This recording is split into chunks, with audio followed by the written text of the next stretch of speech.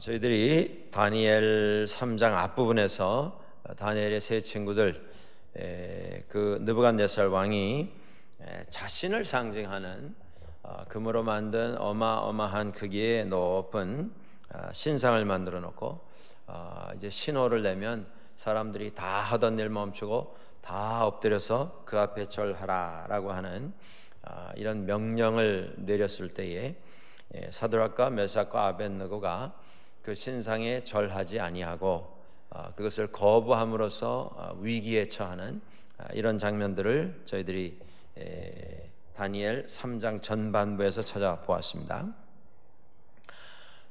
이들의 이 세 친구들, 다니엘의 세 친구들의 이 위대한 신앙 고백, 이제 느부갓네살이 그 세 젊은이들을 아끼는 마음에서 불러다 놓고 여러 가지로 설득을 했습니다.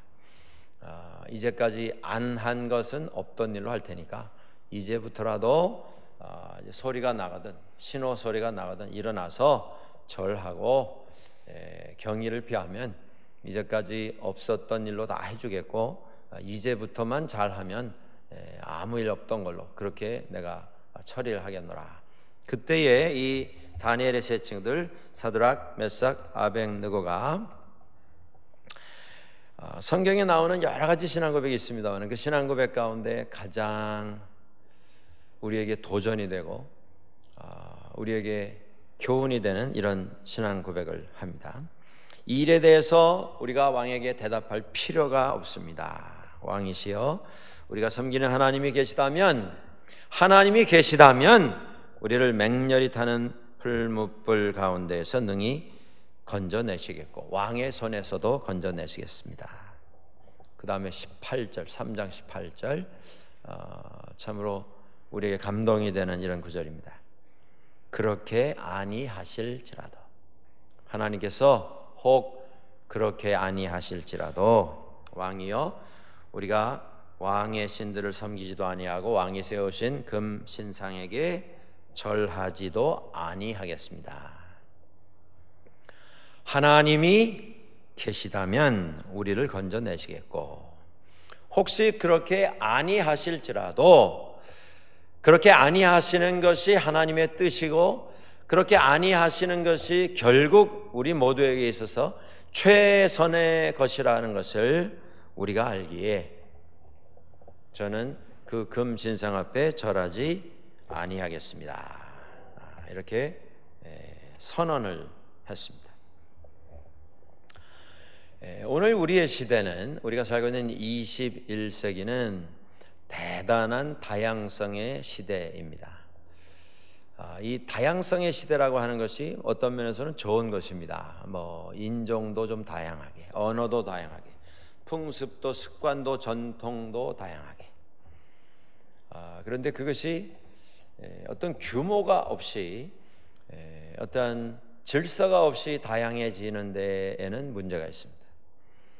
우리가 서로를 인정하는 것은 꼭 필요한 것이고, 서로를 존중히 여기는 어떤 인격이든 나와 다른 얼굴, 다른 언어, 다른 문화를 가지고 있다 할지라도 그 사람도 여전히 하나님의 피조 세계에 보냄을 입은 한 영혼이라고 하는, 한 인격이라고 하는 깨달음을 가지고 그 사람을 대하는 것, 그건 참 필요한 것입니다. 이 세상에 가장 무지하고 무식한 일이, 우리가 지적할 수 있는 무지하고 무식한 일이 무엇이냐면 사람 모습 보고 그 모습 가지고 놀리는 것, 이게 제일 무지하고 무식한 것인데, 그런데 이 세상에서 가장 많이 진행되고 있는 서로를 향한 조롱이 바로 이유가 이런 것입니다. 나하고 다르게 생겼다라고 하는 것 때문에. 얼굴 색깔이 다르고, 머리 색깔이, 눈동자가 색깔이 다르고, 쓰는 언어가 다르고. 그런데 그 다르다고 하는 것이 하나같이 숫자에 의해서 힘을 발휘를 합니다. 여러분들, 이 흑인들이 아프리카에서 강제로 잡혀와서 북미주에서 노예로 팔렸습니다. 그 사람들은 다 동네에서 한 가정의 아버지로, 어머니로, 아들로, 딸로 그렇게 자라던 사람들입니다. 자유를 만끽하고 행복을 추구하던 사람들입니다. 그런데 어느 날 갑자기 나타난 이상한 모습의 사람들에 의해서 포획이 됐습니다. 포로로 잡혔습니다. 그리고 대서양 건너 끌려와 가지고 여기서 노예로 팔렸습니다. 그리고 지난 수백 년 동안, 한 300년 동안, 한 250년 동안 지금도 그것이 완전히 해소는 못 돼 있습니다. 지금 미국 대통령이 아프리카 본토에서 미국으로 건너온 노예 후손 가운데 한 사람입니다만은, 그럼에도 불구하고 이 문제가 완전히 지금 해결되지는 못했습니다. 그 한 270~80년 동안 수없이 많은 핍박, 탄압, 학대, 폭행에 시달렸습니다. 여러분들, 미국이 그래도 이 증오 범죄, 인종차별이라든가 어떤 인종에 대한 증오를 조장하는 말이라든가 행동이라든가 남에게 손해를 끼치는 이런 일을 하게 될 때 아주 단호하게 다스립니다. 무섭게 다스립니다. 그런데 불과 지금 2016년이 아닙니까? 불과 한 40년 전만 해도요, 70년대만 해도 말도 못하게 억울한 일을 유색인종들이 많이 당하면서 살았습니다. 그런데 그렇게 손해를 보면서도 눌려서 살 수밖에 없었던 이유가 무엇인지 아십니까? 단순합니다. 숫자적으로 백인이 많았기 때문에 그런 겁니다. 반대로 뒤집어서 아프리카에 얼굴이 하얀 사람이 거기 가서 살면 아마 거기서 핍박받을 것입니다. 거기서 탄압받고 거기서 차별을 받고 아주 학대를 당하게 될 것입니다. 사람은요, 항상 이 숫자에 의해서 이렇게 지배를 하고 지배를 당합니다. 사람이 숫자의 노예가 되면 그렇게 된다, 이 말씀입니다. 많은 게 좋은 거고 적으면 실패고 적으면 추한 것이고, 이런 논리가 우리 가운데 있기 때문에 우리가 10사람 가운데 7사람이면 우리가 다수고 우리가 힘이고 우리가 정의이고 진리이고, 그것을 행사하려고 드는 특권으로 삼아서 그것을 행사할 뿐만 아니라 그것을 영원히 간직하고 누리려고 하는 이런 행동들을 하게 됩니다. 우리가 사람에 대한 차별, 가장 무지하고 가장 무식한 차별이 생긴 것 가지고 차별하는 것입니다. 그러니까 그런 것에 있어서 우리 믿는 사람들이 좀 눈을 떠야 됩니다. 그리고 내가 차별 안 당했고 내 주변에는 차별하는 그런 무지한 사람이 없다, 거기서 끝나는 게 아니고요, 그런 일이 어디서 일어나면 그걸 일어나지 못하게 하는 그런 좀 의식을 가지고 우리가 살아가야 합니다. 느부갓네살 왕 시대에 다양성이 허락이 되었습니다. 그래서 이 어느 왕국이든 나라가 커지려고 하면 뭐 타고난 나라, 타고난 땅덩어리가 커진 게 아니고 남의 나라 정복해가지고 나라가 커지는 것 아닙니까? 그러려고 하다 보니까 여러 민족, 여러 문화가 들어오게 되어 있었고 거기에 여러 종교도 따라 들어오게 되어 있었습니다. 그래서 예외 없이, 좀 차이는 있겠습니다만 예외 없이 어느 나라이든 대국을 이룬 나라에서는 어느 정도의 혼합주의, 어느 정도의 관용주의를 시행할 수밖에 없었습니다. 다양성을 인정할 수밖에 없었습니다.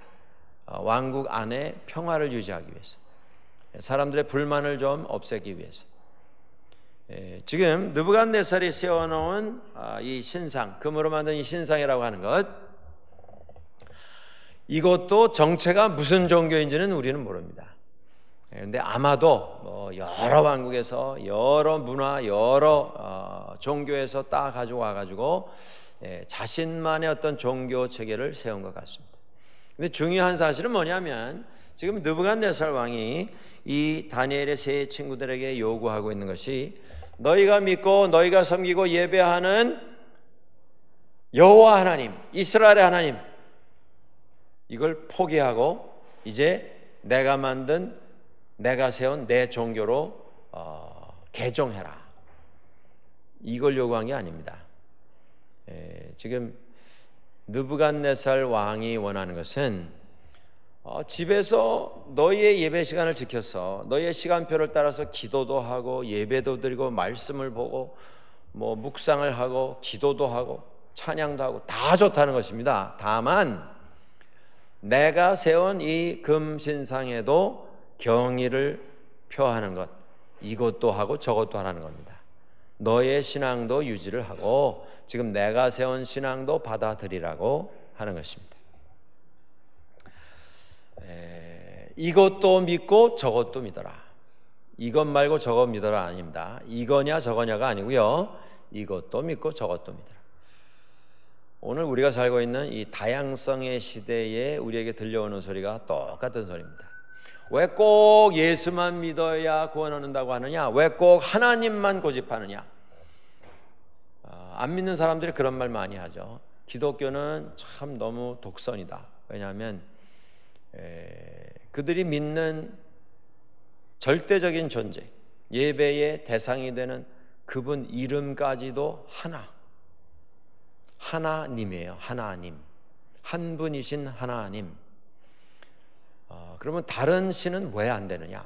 그러지 말고 좀 이것도 믿고 저것도 믿고 좀 다양하게 믿어서 폭을 넓히면 좋지 않겠는가? 이제 그런 말들을 하게 됩니다.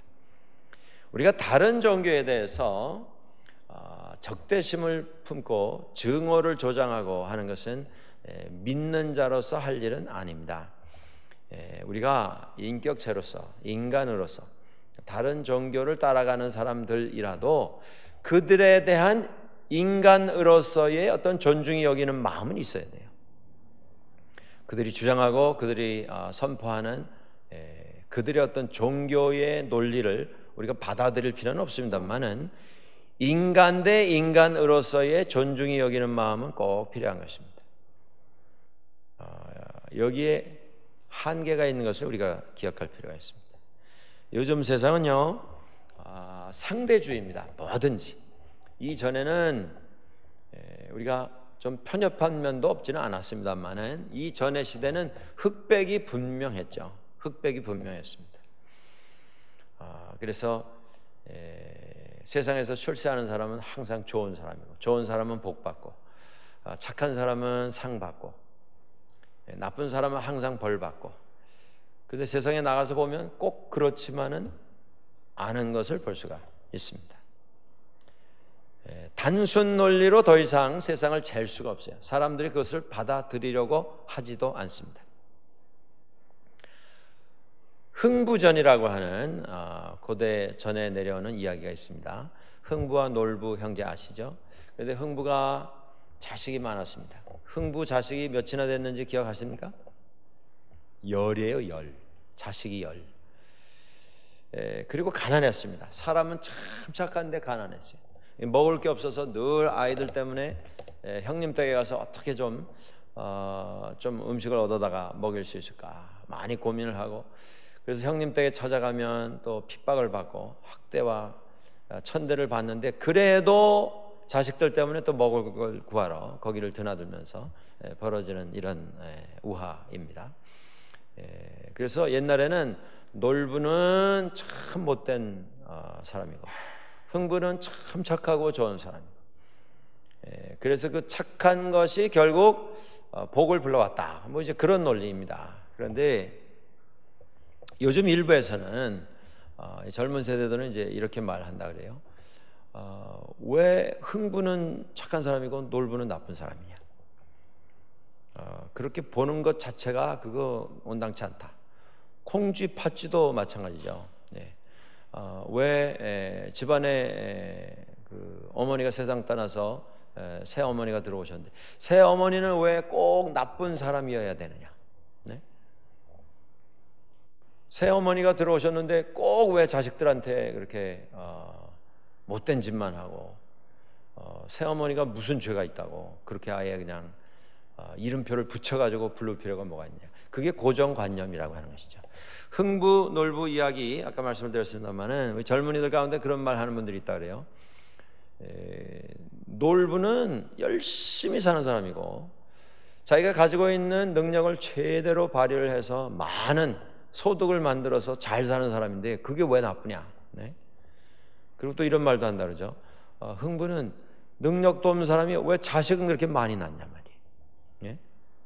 먹을 것도 없는데, 아니 먹여 살릴 수 없는데 어쩌자고 자식을 그렇게 그냥 생각도 안 하고 자식만 많이 낳냐. 이건 무책임한 거다, 무능한 거다. 그러니까 이전에는 사람들이 아예 답이 정해져 있지 않습니까? 이 사람은 좋은 사람, 저 사람은 나쁜 사람. 이 좋은 사람은 우리나라, 우리 편, 내 편. 그러니까 나는 항상 좋은 편에 속해 있고 다른 사람은 다 시원찮고 나쁜 편에 서서 세상을 어지럽히는 이런 흑백의 논리를 가지고 세상을 봤는데, 요새는 그렇지가 않습니다. 더 이상 흑백으로 잴 수도 없고 흑과 백만 있는 것이 아니고 세상에 수없이 많은 무지개 색깔보다 훨씬 더 많은 다양성이 세상에 있다. 그게 다 진리고 다 정의이다. 이렇게 가르치는 것이 상대주의입니다. 20세기 후반에 들어오면서 세상을 이제 규정해서 부를 때에 포스트 모더니즘, 모더니즘 하면 이제 현대주의죠. 여러분들 현대 음악이라는 거 들어보셨어요? 가끔 제가 차 타고 가다가 라디오에서 나오는 그 현대 음악 시간이 있습니다. 근데 저는 아직도 현대적이 아니어서 그런지는 모르겠는데 그 현대 음악이 나오면요 너무 불편해요. 막 마음이 불편하고 머리가 정신이 사납고 아주 그냥 즐겁지가 않아요, 음악이. 그도 그럴 것이 음악이라고 틀어놨는데 거기 뭐 무슨 이렇게 톱 자르는 소리, 네? 그리고 여러분 그 제일 싫어하는 소리 가운데 칠판 긁는 소리 기억나세요? 손톱으로 칠판 긁는 소리. 뭐 잡다한 그 여러 가지 소리를 섞어가지고 거기다 이제 음악적인 소리도 섞었는데 우리가 생각하는 발음을 가진 어떤 화음이 아니에요. 각각 따로 노는 개성을 가지고 어울리지 않아도 다른 것들이 막 엉켜서 그냥 그대로 존재하는, 뭐 10개면 10개의 소리가 다 존재하는 그게 현대음악입니다. 그 소리를 들으면서 뭐 심취해가지고 저 음악에 참 깊은 의미가 있다 그럴 분이 과연 몇 분이나 되겠는지 제가 좀 궁금한 그런 적도 있습니다. 미술도 마찬가지. 현대미술, 어떤 미술은요 단색을 칠해놓고 뭐 파란색이면 파란색, 빨간색이면 빨간색. 그런데 그 빨간색이 그 작가만이 만들어내는 그런 색이라 그래요. 그래가지고 그냥 빨간색 칠해놓은 큰 그림 한 장에 뭐 10만 불. 근데 그게 팔려요. 파란색 칠해놓은 큰 그림 하나에 뭐 5만 불. 제가 본 제일 희한한 그림 가운데 불란서 작가가 그렸다 그래요. 꽤 큰 그림인데 그 그림은요 검정색으로 칠해져 있습니다. 그 안에 무슨 뭐 회색 뭐 이게 아니고요, 완전히 이 사각형이 완전히 검은색. 근데 그 그림의 제목이 뭐냐면 불 꺼진 지하실에 모여 있는 흑인들. 예? 그게 제목이에요. 그런데 그 그림이 몇십만 불, 몇 백만 불씩 나갑니다. 그 작가는 죽었어요. 상상이 되세요? 까만 그림 하나 걸어놓고 그걸 몇십만 불 주고 사다 놓고 명화다 명화. 그게 현대미술입니다. 현대 문학도 그렇고 무슨 뭐 무용도 그래요. 무용도 어떤 무용은 참 창의적이고 독창적이다라고 하는 이런 느낌이 나는 무용도 있지만 어떤 무용은 이게 뭐 도대체 좀 동감이 안 되는 그런 무용도 많죠. 그게 현대 무용입니다. 그런데 현대 종교는 그야말로 정말 다양성입니다. 요새 이 시대가 포스트 모더니즘, 모더니즘 하면 현대주의라는 말씀을 드렸는데 현대주의가 지난 그 다음에 나온 게 포스트 모더니즘입니다. 포스트 모더니즘의 표현은 이겁니다. 이 세상에 안 되는 건 없다. 또 이 세상에 정의는 없다. 다 정의예요. 다 진리입니다. 나는 이걸 믿는다 하면 그 사람이 그걸 믿기로 결정했기 때문에 그게 진리인 겁니다. 그걸 가지고 뭐 왈가왈부 가타부타 할 수가 없다. 이 입장이 포스트 모더니즘입니다. 이 포스트 모더니즘 안에서는 모든 종교가 다 똑같은 가치와 의미를 지닌다. 이렇게 주장합니다. 이 밴쿠버 안에 있는 어떤 그 서양 신학교에서 신학대학입니다. 신학대학 강의 시간에 이 시내의 우리말로 하면 무당이죠. 여기 말로 하면 witchcraft를 하는, 뭐 손금도 보고 점도 치고 하는 그 토속 종교의 어떤 종사하는 이런 사람을 초대를 했어요. 그래가지고 그 사람들 말을 한번 들어보는 겁니다. 도대체 별자리를 보고 뭐 사람의 미래를 어쩌고 저쩌고 말한다고 하는데 뭘 하는 거냐 도대체. 사람 손금을 보고 뭐 그 사람의 운세를 말한다고 하는데 당신들이 그걸 어떻게 하는 거냐 한번 들어보자. 한국에서 무슨 사주라는 게 있지 않습니까? 그 사람이 뭐 태어난 음력으로, 그러니까 음력 생년월일을 모르면 점치기가 안 되는 거죠. 생년월일 그리고 출생 시간 이런 걸 다 뭐 종합하면 그 사람의 그 운세가 나온다. 뭐 이런 걸 이제 가르치는. 그런데 그런 업에 종사하는 사람을 신학교에서 초청을 해가지고 얘기를 듣는 겁니다. 뭘 하는 거냐? 그런데 그 뒷면에는 뭐 꼭 기독교만 진리일 필요가 있느냐? 이전에는요, 무당 무슨 뭐 점쟁이 하면 그건 뭐 굉장히 좀 등한시 여겨지는 이런 그 직종으로 생각을 하고 있었습니다만은 요즘은 세상이 그런 세상이 아니고 뭐 점점 뭐 너도 나도 똑같은 동격으로 부상하는 이런 세상에 살고 있습니다. 그러면서 하나님을 믿는 사람들에게도 그런 유혹과 제한이 날아 들어옵니다. 뭘 꼭 그렇게 힘들게 살려고 하느냐?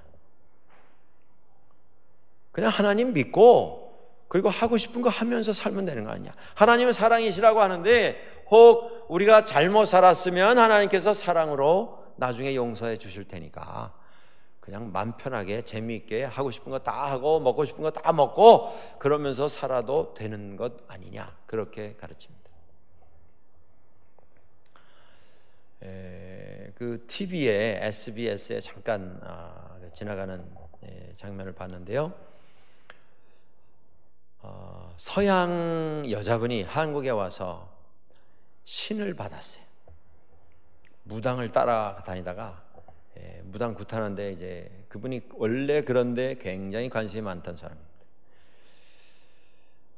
그런데 그분이 토속 종교 좀 어디 도가 대단히 통달한 이런 도인이 없나 찾아오다가 한국에 왔습니다. 한국에 와가지고 무당을 쫓아다니다가 그 신내림을 받았어요. 그리고 자기가 이제 무당이 됐어요. 근데 한국말을 그렇게 능통하게 하지 못해요. 근데 이 사람이 뭔가 이 영적인 세계가 있지 않겠는가. 그래서 오래 고민을 하다가 결국 이제 한국에 와서 무당에 가서 신 그 내림을 받고 그리고 자기도 이제 무당이 됐어요. 그래가지고 거기서 파는 무슨 뭐 부적 무슨 뭐 있잖아요. 신령 그 무슨 신 해가지고 그림 막 그려놓은 거. 그 다음에 뭐 이 방울이고 뭐 이 여러 가지 그 모습 이렇게 나무로 새겨놓은 거. 그걸 갖가지를 다 사다가 집에 갔어요. 이분이 이태리 사람입니다. 한번 생각해 보세요. 이태리 제가 보기에 나이가 한 30대 됐겠나? 젊은 분이에요. 그리고 이제 그걸 집에 가가지고 내게 이제 신이 내렸기 때문에 자기도 무당한다는 겁니다. 그러고는 이제 차려놓고는 점도 치고 이제 일을 시작을 했는데 이태리를 갔는데 잘 안 된대요. 네. 그러면 그게 무슨 신이고 무슨 능력이겠습니까? 장소가 바뀌면 잘 안 되는 게. 근데 이제 방송에서 조명하는 게 뭐냐면, 집에를 갔는데 그 집 어머니가 그냥 난리가 난 거예요. 그 집은 아주 독실한 천주교 집안입니다. 어릴 때 다 영세 받았어요. 유아세를 받았어요. 근데 오늘 한국 갔다 온다고 갔다 오더니 무당이 돼가지고 왔어요. 그러면서 이분이 하는 얘기가 무당이 돼서 신의 세계를 접속하는 것하고 기독교를 통해서 신의 세계에 접속하는 것하고 뭐가 다르냐? 이거하고 저거하고 똑같은 거다. 이제 이런 주장을 하는 걸 본 적이 있습니다. 요즘 세상은요, 그걸 주장하고 그걸 또 받아주는 세상이 되어가고 있습니다. 캐나다 안에서 기독교 신앙을 가지고 있는 사람이 인구조사하면 이제 내가 종교가 뭐냐 뭐 이런 것도 표시를 하게 되는데, 조사를 해보면요, 기독교에 나는 몸담고 있다라고 공개적으로 말하는 사람이 제일 적은 지역이 이 BC입니다. 그 중에서 밴쿠버고요. 그 중에서 지역적으로는 웨스트 밴쿠버예요. 밴쿠버 웨스트가 아니고요, 웨스트 밴쿠버. 요 전번 통계까지는 그랬습니다. 웨스트 밴쿠버의 특징이 뭡니까? 그야말로 자연이죠, 자연. 예? 눈앞에 바다고, 돌아보면 산이고, 뭐 아침 저녁으로 야생동물들이 왔다 갔다 하고, 숲이 깊고, 공기가 좋고, 하늘이 가깝고, 대단히 자연 속에서 사는 이런 생활을 합니다. 그런데 재미있는 것은 그 지역에 사는 사람들이 조사를 해보면 거의가 다 종교적은 아니에요. 그런데 본인들이 영적이라고 확신을 가지고 살아가는 사람들입니다. 그러니까 다 스피리추얼해요. 영적으로 산다고 생각해요. 그런데 religious하지는 않습니다. 종교적이지는 않아요. 그러니까 뭐 하늘을 보면서 무슨 신의 존재를 발견하고, 숲속을 거닐면서 부는 바람 속에서 무슨 신의 무슨 음성을 듣는다고 하고, 흐르는 개울물을 가면서 거기에 무슨 신의 임재를 본다고 하고, 그러니까 이것이 그냥 어떤 영혼에 대한 관심은 많은데, 내 영혼이 앞으로 어떻게 될 건가? 내가 어떻게 하면 하나님께로부터 보냄을 받은 자로서 인간답게 살다가 하나님 앞에 돌아갈 수 있을까라는 것에 관심이 맞춰져 있는 신앙에 대해서는 전혀 마음을 두지 않습니다. 이게 우리가 살고 있는 이 밴쿠버라고 하는 도시의 모습입니다. 카나다에서 어쨌든 통계적으로 부자들이 제일 많은 곳이 이 밴쿠버입니다. 뭐 그럴 수밖에 없죠. 지금 통계적으로 뉴욕, 맨하탄 다음에 집값이 비싼 지역이 밴쿠버입니다. 북미에서 두 번째 비싼 도시예요, 밴쿠버가. 그런데 그렇게 비싼 동네에서 부귀영화를 누리면서 사는데, 아이러니컬하게도 모순되게도 그 사람들 중에 정말 하나님을 마음에 품고 사는 사람이 많지 않습니다. 통계적으로 제일 작습니다. 숫자적으로 제일 적어요. 이게 다양성이 가져오는 결과입니다. 그러면서 그들은 어떻게 생각하냐면, 나보고 예수 믿으라고 하지 마라. 나는 하나님이라고 하는 그 이름만 사용 안 하지, 신의 세계에 대해서 지극한 관심과 정성을 가지고 늘 경의를 표하면서 이렇게 살고 있다. 그러니까 나한테 뭐 교회 가자 소리 하지 마라. 나는 영적인 사람이고 영적인 존재이고 영적인 생활을 이미 충분히 하고 있다. 이렇게 생각합니다. 왜 이런 결과가 나왔는가라고 하는 것입니다. 아까 말씀드린 그 이태리 여자분 한국에 와서 무당이 돼가지고 이태리에 갔는데 그 어머니가 막 울면서 인터뷰하는 장면을 봤습니다. 저 아이가 왜 저렇게 됐는지 모르겠다.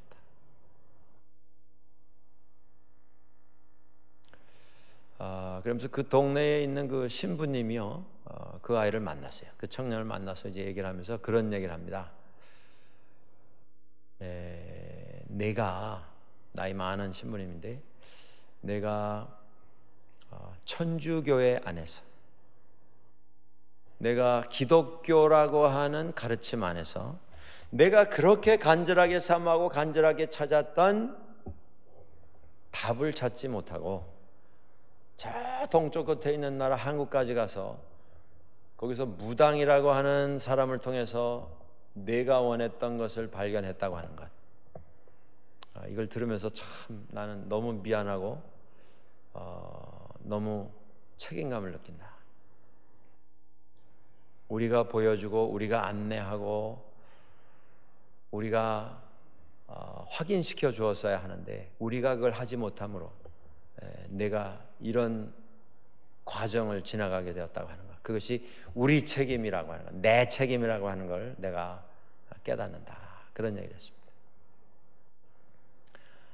여러분들 점점 다양성이라고 하는 이름으로 뭐 너도 나도 다 그냥 다 자기가 옳다고 하고 다 자기가 진리를 말하고 있다라고 하고 그저 이 세상에 있는 것 아무거나 붙잡고 거기 기대려고 하는 이런 풍조가 점점 많아지고 있는데 그 이유가 뭡니까?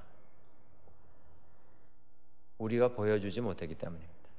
우리가 믿는 사람으로 정말 답을 찾기를 원해서 고민하고 방황하고 목말라 하는 그 수많은 사람들에게 우리 믿는 사람들이 보여주지 못했기 때문입니다.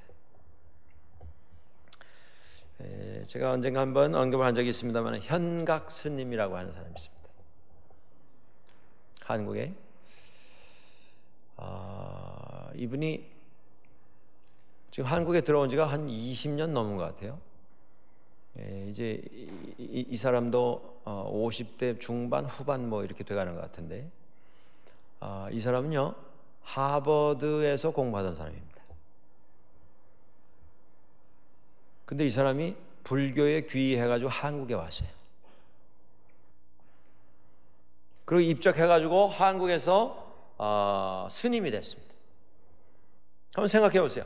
하버드 졸업생이 와가지고 스님이 됐다. 얼마나 화제겠어요? 눈이 파랗고 얼굴이 하얀 백인인데요.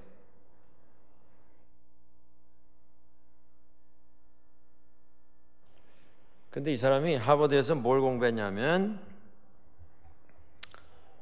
신학을 공부했어요. 그는 천주교의 신부가 되기 위해서 신학 공부를 하던 사람입니다. 그 집안에 이미 신부가 된 분들이 여럿이에요. 대대로 천주교의 집안입니다. 그리고 젊은 날 많은 고민과 많은 자기 자신을 찾기 위한 깊은 기도와 묵상 가운데 나도 신부가 되어서 평생을 신부로 섬기며 살아야 되겠다. 그래서 신부가 되려고 하버드에 들어가서 공부하던 사람입니다.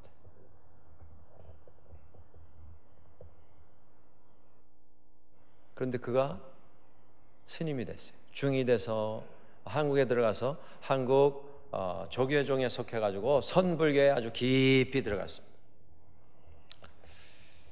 왜 이런 일이 일어나는가?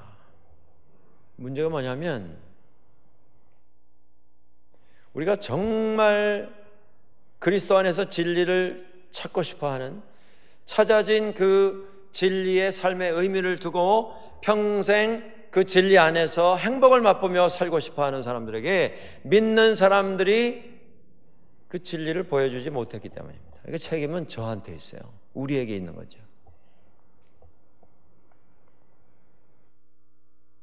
불교에 들어가서 한 25년 이상 그렇게 열심히 살았는데 이번에는 또 그분이 한국을 떠나겠다 이렇게 한국 불교를 떠나겠다 이렇게 공표를 했습니다. 한국 불교에 너무 실망하고 수십 년 기다렸는데 변화가 없고 더 이상 기다릴 수가 없기 때문에 나는 한국 불교를 떠나겠다. 거기서도 그에게 진리를 보여준 사람을 찾지 못한 것이죠. 책임이 누구에게 있습니까? 먼저 믿은 사람들에게 있는 것이죠. 여러분들, 저는 믿는 집안에서 태어난 사람입니다. 아버님 목회하셨습니다. 교회 뜰 안에서 출생했어요. 그러면서 교회 안에서 컸고 오늘까지 목회를 하면서 지내오고 있습니다. 그 긴 세월 속에서 제가 돌아보면 그런 생각을 가끔 합니다. 이분이 정말 예수를 믿는 것인지, 아니면 예수라고 하는 이름 안에서 자기가 하고 싶은 걸 하고 싶어 하는 건지, 그 답이 확실하지 않은 경우를 많이 봤습니다.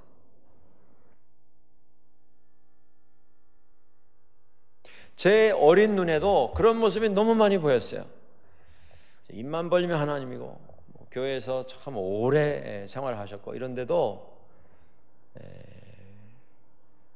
그분들의 어떤 말, 행동, 그분들의 삶을 보면 저분이 정말 예수 믿는 건가? 그 답이 확실하지 않은 그런 고민의 시간들이 여러 번 있었습니다. 한두 분이 아니고. 오늘 우리들이 이 다양성의 시대에 살면서 이 부분에 대해서 좀 심각하게 고민하고 씨름할 필요가 있습니다. 내가 예수 믿는 사람으로서 모든 것이 옳다고 하고, 모든 것이 믿을 가치가 있다고 하고, 의미가 있다고 하고, 남들에게 뭐 이래라 저래라 할 거 없다, 내가 다 알아서 한다라는 이런 주장을 외치고 있는 이 시대에 서 있는 수많은 영혼들에게 우리가 먼저 믿은 사람으로서 정말 하나님 붙잡고 하나님만을 위해서 하나님만 바라보며 헌신된 삶을 살아가는 모습을 우리들이 보여주고 있는가라고 하는 것입니다. 책임이 누구에게 있느냐? 나입니다. 나. 그 다양성의 시대에 오늘 다니엘의 세 친구가 왕은 존중히 여기고 왕을 존경하고 경의를 표하고 다 하지만 저는 신앙에만큼은 다양성이 필요 없는 사람들입니다. 이렇게 선포를 합니다. 절하지 않겠고 하나님이 우리를 살려주실 것이고, 그리 아니하실지라도 저는 절하지 아니할 줄을 아옵소서. 그리고 불구덩이에 던져졌습니다. 재미있는 것은 이 세 사람을 꽁꽁 묶어서 던졌죠. 던지다가 뿜어져 나오는 열기에 던지던 사람들이 다 목숨을 잃을 정도로 불이 뜨거웠습니다. 근데 던져진 그 사람들은 꽁꽁 묶어서 불에다 던졌는데 그 안에서 걸어 다니고 있었어요. 그들 묶었던 줄은 다 불에 타서 타버렸는데 사람은 아무렇지도 않게 되어서 걸어 다니고 있었고, 그 안에 네 번째 인물이 걸어 다니고 있는 것을 느부갓네살 왕이 보게 됩니다. 그 네 번째 인물의 모양이 신들의 아들과 같도다, 이런 말을 합니다. 모든 것이 가능하다고 하는 이 다양성의 시대에 하나님만을 바라보며 하나님만을 섬기고 예배하기 위해서 하나님을 선택하는 자들을 하나님께서는 책임져 주십니다. 불 속에 찾아오신 하나님, 불 속에 던져지면 다 실패고 죽음이고 멸망이라고 생각하는 그 불구덩이 안에 찾아오셔서 그들과 함께 거닐고 계시는 하나님의 모습을 오늘 본문에서 우리들은 찾아볼 수가 있습니다. 이분이 하나님이십니다. 그분은 우리를 놓지 아니하십니다.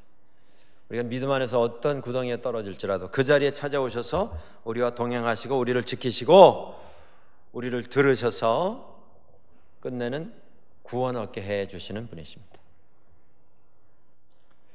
이 다니엘의 세 친구, 여기 뭐 이름이 여러 번 반복이 됩니다만은 우리가 더 편하게 다니엘의 세 친구 이렇게 부르는데, 이들의 모습을 통해서 우리들이 하나 교훈 얻을 게 있습니다. 그게 뭐냐면 이 자리에 다니엘은 왜 나타나지 않았을까라고 하는 질문에 대한 답입니다. 다니엘이 이미 궁중에 들어와서 왕 앞에서 왕을 섬기는 일을 맡았던 사람인데, 지금 이 굉장한 위기가 아닙니까? 자기 친구들인데. 그런데 이 세 친구들이 위기를 당하는 이 장면에 다니엘은 왜 얼굴을 보이지 아니하는가?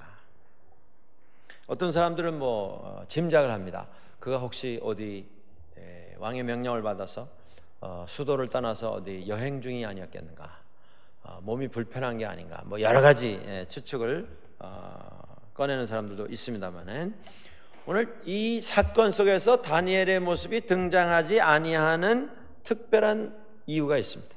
여러분들, 만에 하나 이 사건에, 이 3장에 나오는 그 금신상에 절하는 이 사건에 세 친구가 아니라 다니엘이 나와서 다니엘이 느부갓네살 왕에게 저는 왕의 신상에게 절하지도 아니하겠고 제가 왕의 말씀에 이 일만큼은 순종하지 않겠습니다.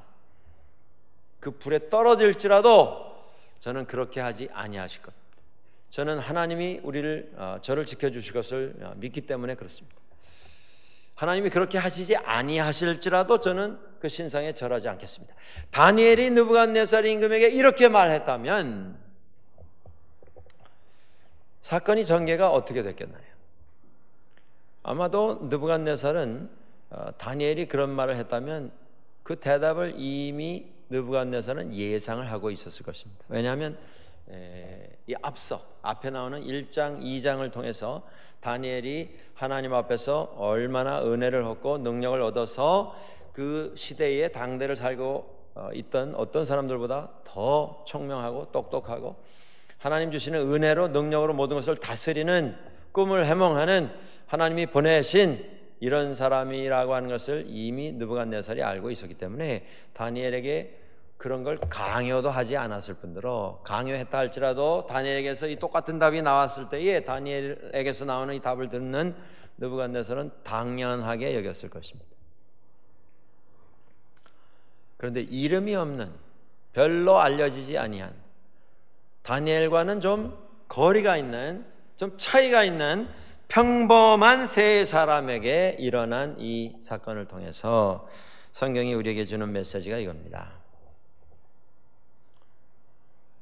다니엘을 만난 느부갓네살은요, 다니엘을 대단히 칭찬하고 다니엘을 높입니다.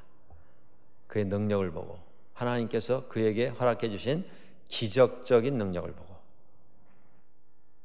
그런데 오늘 이 본문의 3장에 나오는 이 본문의 사건 전개를 통해서 우리가 28절 9절에 보시면 느부갓네살이 높이는 게 이 세 친구가 아니라요, 하나님이에요. 하나님. 기적 때문에 살아난 그 사람이 신기한 게 아니고 그들을 살려주신 하나님께 초점이 맞춰져 있습니다. 이게 메시지입니다. 우리가 기적을 경험하게 되면 기적에 취해서 사는 경우가 참 많습니다. 은혜를 받았는데 그 받은 은혜, 그것만 붙잡고 거기 취해서 사는 분들이 참 많습니다. 은혜를 주신 분이 하나님이신 것을 잊어버린 채. 이게 말이 좀 안 되지 않습니까, 여러분들? 은혜를 하나의 현상으로 받는다, 그 말씀이에요. 은혜를 하나의 경험으로 받아들일 때 이런 사고들이 일어납니다. 특별한 깨달음을 주셨는데 그 깨달음을 가지게 된 어떤 상황, 거기 취해가지고요, 나는 이런 체험이 있었어. 그 체험을 주신 분이 하나님이신데 그걸 기억해야 할 것 아닙니까? 그거 잊어버리고 현상만 붙드는 이런 경우가 너무 많다는 것입니다. 그 체험을 왜 주셨는가를 우리가 알아야 될 거 아니에요. 그 체험을, 남들이 할 수 없는 그 체험을 내게 주신 이유가 뭔가, 그렇다고 한다면 그 체험을 받은 나는 어떻게 살아야겠는가를 고민해야 될 거 아닙니까? 그런데 그냥 그 체험 받았다고 하는 것 자체에 도취해서 그것만 붙잡고 10년, 20년, 30년 평생 그것만 되새기면서 사는 이런 경우가 너무 많다고 하는 것입니다.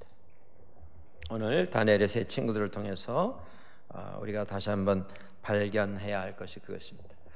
모든 역사 속에 하나님이 주인이십니다. 그 하나님께서 나를 위해서, 나를 향해서 이 은혜를 베풀어 주십니다. 찬양을 받으실 분은 그 은혜를 입은, 그 은혜를 통해서 사람들 앞에 놀라운 기적을 행한 내가 아니라 나에게 그 은혜를 주신 하나님이시라는 것입니다. 그리고 그 은혜를 내게 주신 하나님, 왜 나에게 이 은혜를 주셨는가? 그걸 깨닫고 그 은혜에 합당한,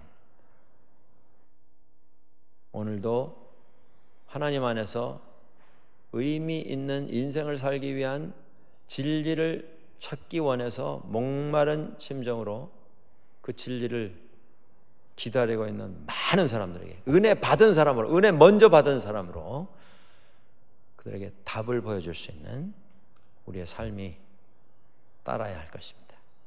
오늘 이 말씀을 기억하시고 믿음 안에서 더 많은 사람들에게 믿음의 증거를 보이는 우리가 될 수 있기를 주의 이름으로 간절히 축원합니다.